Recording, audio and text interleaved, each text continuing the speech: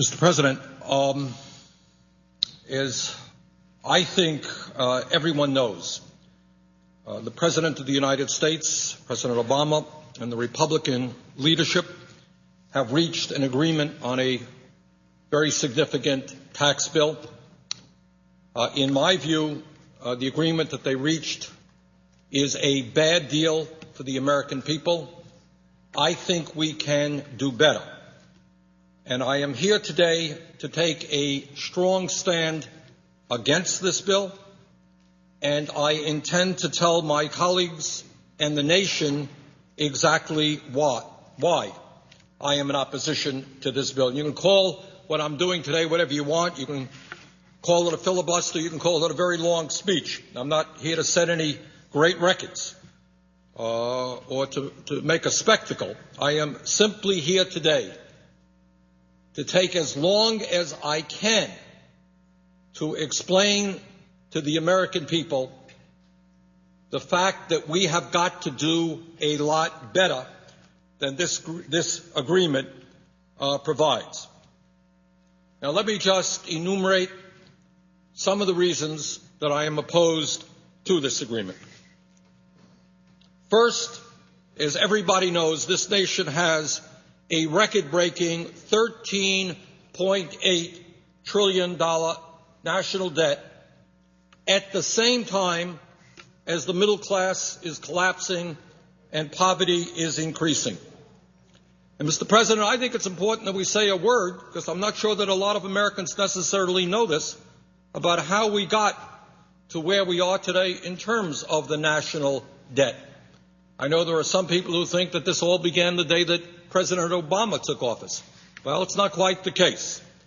When President Clinton left office, this country was running, in fact, a very significant surplus, and the projections were that we were going to continue to run a surplus.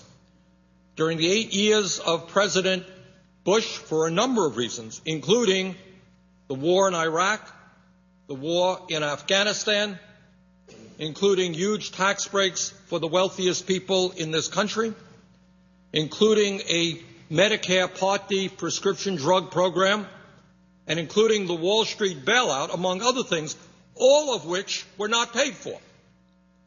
Those are the primary reasons that we saw an almost doubling of the national debt during the Bush administration. And since President Obama has been in office, we have passed a stimulus package, also adding to the deficit in national debt. But here we are today with a $13.8 trillion national debt, $1.4 trillion deficit, and almost all Americans are in agreement that this is a very serious issue.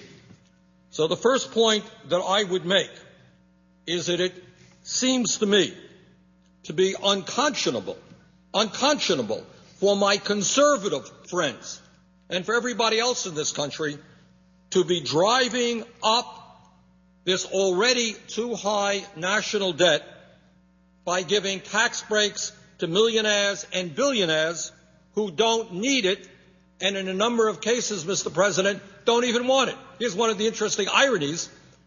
There are lists of many, many very wealthy people who have come forward and say, sure, I want a tax break. Everybody wants a tax break. But you know what? There are other priorities in this country. I don't need it. And two of the wealthiest people in the world, Bill Gates of Microsoft, Warren Buffett, Berkshire, these are billionaires, and they said it's absurd. We don't need a tax break. And all over the country, you're hearing a lot of folks who have a lot of money saying, don't drive up the deficit and force our kids to pay higher taxes to pay off the national debt in order to give tax breaks to the richest people in this country. We have been told really not to worry too much because the extension of these tax breaks for the wealthy will only last 2 years. Not to worry. Well, maybe that's the case. But given the political reality that I have seen in Washington, my guess is that 2 years from now, these tax breaks for the wealthiest people in this country will be extended again. Mr. President, on top of all of that, this agreement includes an horrendous proposal regarding the estate tax, and that is a Teddy Roosevelt initiative. Teddy Roosevelt was talking about this in the early years of the 20th century. It was enacted in 1916, and it was enacted for a couple of reasons. Teddy Roosevelt and the people of that era thought it was wrong that a handful of people could have a huge concentration of wealth and then just give that wealth, transmit that wealth to their children. He didn't think that that was right. Furthermore, it was a progressive and fair source of revenue. Now, here's the important point, Mr. President, that I think many people don't know, because I have to confess, my Republican friends and their pollsters and their language people have done a very good job. This is the so-called death tax. And I think all over America, people are saying, oh, this is terrible. I have $50,000 in the bank, and I want to leave that to my kids. And the government is going to take 55% of that, 35% of that. What an outrage. So let us be very, very clear. This tax applies only to the top 0.3% of American families. 99.7% of American families will not pay one nickel in an estate tax. This is not a tax on the rich.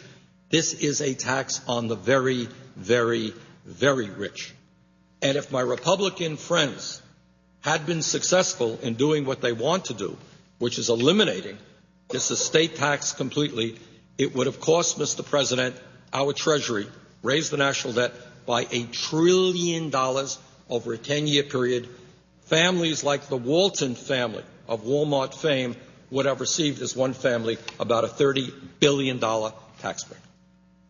So I find it hard to believe that when we are talking about massive cuts in programs for working families, when we have this huge national debt, that anybody would be agreeing to lowering the estate tax rate to 35%. That is what this agreement does, and I think that that is a very, very bad idea. And once again, while the agreement on the estate tax is for 2 years, once again, there is very little doubt in my mind that the Republicans will continue to push for lower and lower estate tax rates because what they want, and I think Senator Kyle has been pretty clear about this, they want to permanently repeal that tax. That is $1 trillion in tax breaks to the top 0.3%. So I think we're down a bad path there, and that's another reason why this agreement does not make a whole lot of sense. Mr. President, I would say thirdly, and here's a very important point that I think has not yet gotten the attention that it deserves, and that is this agreement contains a payroll tax holiday, which would cut $120 billion from Social Security payroll taxes for workers. And I think there are a lot of folks out there who say, well, this is pretty good. You know, I'm a worker. My contribution will go from 6.2% today down to 4.2%. I'll have more money in my paycheck. It's a good idea. But let's take a deep breath and let's think about it for a second. Let's understand what this whole thing is about. This payroll tax holiday concept, as I understand it, originally started with conservative Republicans. And I know the Vice President recently made the point this was originally a Republican idea. Now, why did the Republicans come up with this idea? Well, these are exactly the same people who don't believe in Social Security. These are the same people who either want to make significant cuts in Social Security or else they want to privatize Social Security entirely. And here's the point. They understand that if we divert funding that is supposed to go into the Social Security Trust Fund, which is what this payroll tax holiday does. This is money that goes into the Social Security Trust Fund, is now being diverted, cut back, in order to provide financial support for workers, but that is a lot of money not going into the trust fund. Now, what the President and others are saying, well, not to worry, because that money will be covered by the general fund. That is a very, very bad and dangerous precedent, because up until now, what Social Security has been about is 100% funding from payroll contributions, not from the general tax base.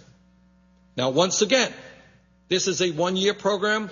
The loss of revenue going into Social Security can be covered by the general fund.